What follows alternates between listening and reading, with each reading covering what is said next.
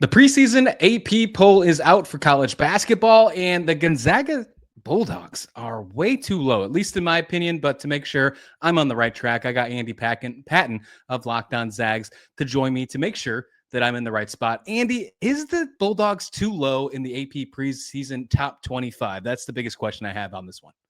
Yeah, it's the lowest ranking since the 2012-2013 season for Gonzaga, which at that time the Zags had never even been ranked number one in the country. They did, in fact, do it that year. So it certainly feels like maybe a little bit of a serendipity here as we come back around. Perhaps the Zags will get themselves back up in that top five, maybe even number one conversation. But ultimately, yes, I think it's too low. I did my top 10 rankings for Locked On College Basketball, my top 25 rankings. I had them 15th.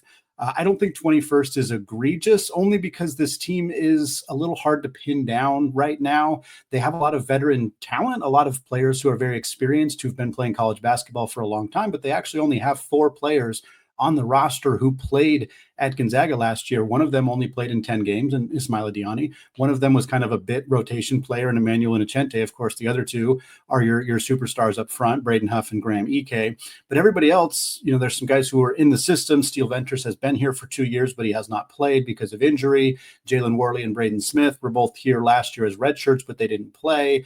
And then I think the big question is the status of Grand Canyon transfer Tyon Grant Foster, who committed to Gonzaga in late May, but as of right now still is not eligible to play for Gonzaga this year. He was granted a practice waiver, which means he is with the team and able to participate in practices, but the NCAA is still looking into his eligibility status for this upcoming season. He was their prized addition in the transfer portal, and so not knowing whether the team's, projected probably third leading scorer, a guy who was a 20-point per game scorer 2 years ago for the Lopes, not knowing if he's going to play certainly put a bit of, I don't want to say pressure on the AP voters, but it made it more difficult for them to figure out where to slot this team in with Grant Foster, with a healthy team. If Mario Saint-Superi, the star freshman guard, if he's able to take that leap, this team could absolutely be top 15 good. But there is also a reality where Grant Foster doesn't get eligible, and Mario struggles a little bit in his new role, and this team is kind of in that 20-25 range. So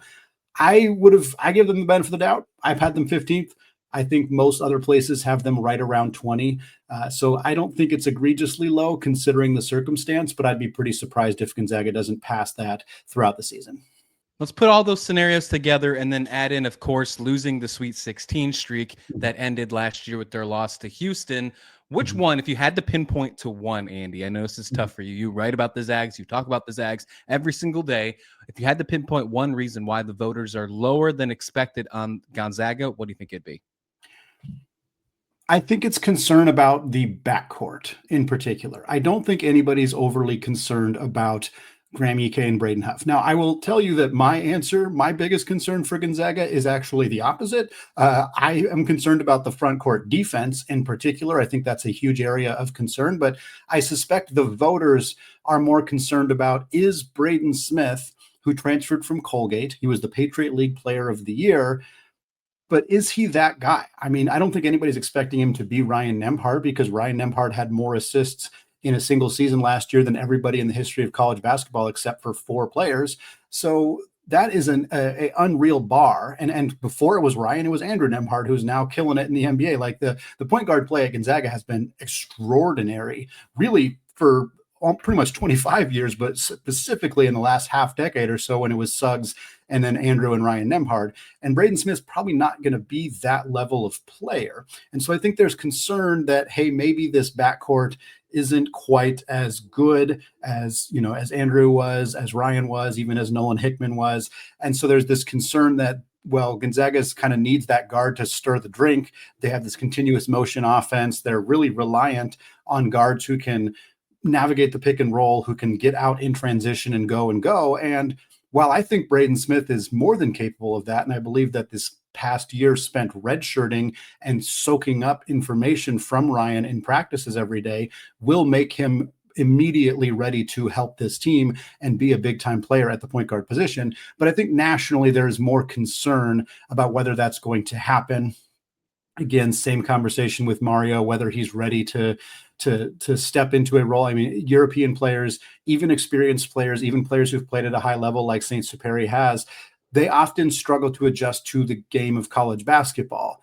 And he didn't spend a lot of time on campus because he got here, and then a couple of weeks later he went back to Spain to join their Eurobasket roster.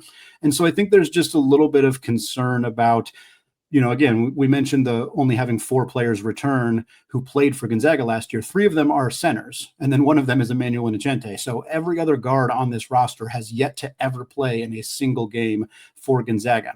While I think that the continuity is better than people think because how many of these players were practicing with the team last year, I think it's reasonable for the national media to look at a backcourt where nobody has played on the floor together and think, well, maybe this team won't be as good as we've seen in the past. I love the fact that there's a little bit of a, dare I say, doubt for a Mark Few team heading into the year, especially what they have for them. So, all right, take me through the rest of this. What is your thoughts? Does the AP poll even matter? That's really what I got asked here. Does it even matter? Not really. I think a lot of the feedback that I've seen after, having a conversation on my show about the AP poll, like a lot of people have kind of responded and said, well, good. Like, it's good for us to have a little bit of a chip on our shoulder, a little bit of a bulletin board material. And it's also good to maybe come into the season without those super sky high expectations. And last year's a very, very good example of that, because last year Gonzaga started the season ranked 4th in the AP poll. And then in their first game of the year, they absolutely dog walked Baylor in the Spokane Arena. They beat them by 38 points. Baylor at the time was ranked 8th. So Gonzaga in their first game of the season picks up a 38-point victory over a top 10 team. You cannot set your expectations for the fans and the national media higher than doing that on day one of the season. They had nowhere to go but down. Of course, Gonzaga fans did not know that Baylor was going to be remarkably average last year, but Gonzaga also ended up being, by their standards, pretty average. And so for this year, you start out 21st. If the same thing happens, you're not playing Baylor, but you are playing Oklahoma in the second game of the season at the Spokane Arena. If the same thing happens where you beat Oklahoma by 30 points, you're not going to vault up to number 2 or number 3. You're probably going to vault up to like 15, maybe 12. If you beat Creighton the next week, maybe you get up to 10. Even so, it might not even be that high unless you destroy both of those teams. And so I think for Gonzaga, they're in a more comfortable position where they're not going to suddenly be thrust into like, hey, it's mid-November and we already have top 5 expectations for this program. Obviously, the flip side is if you lose to one of those 2 very good teams, you're probably pretty much immediately right outside of the top 25. And that's a very unfamiliar place for Gonzaga. They've been unranked a week or so in the last year, but that's it. And it's unusual for this team. So I think that Gonzaga is actually kind of happy being in a spot where they don't have quite as much scrutiny on them in a season where there's going to be some ups and downs just by virtue of having such a new look roster. But ultimately, Mark Few will tell you this every single time. It really just matters how you're playing in March. And for this team, if they lose some early games, as long as they get the ship righted before March or going into March, they're going to feel just fine about it. And he's not going to be concerned whatsoever about where this team's ebbs and flows are in the AP poll. It just doesn't matter to him. It shouldn't matter to most of the fan base. But obviously it was a bit of a surprise to see them be as low as they were when it came out earlier this week.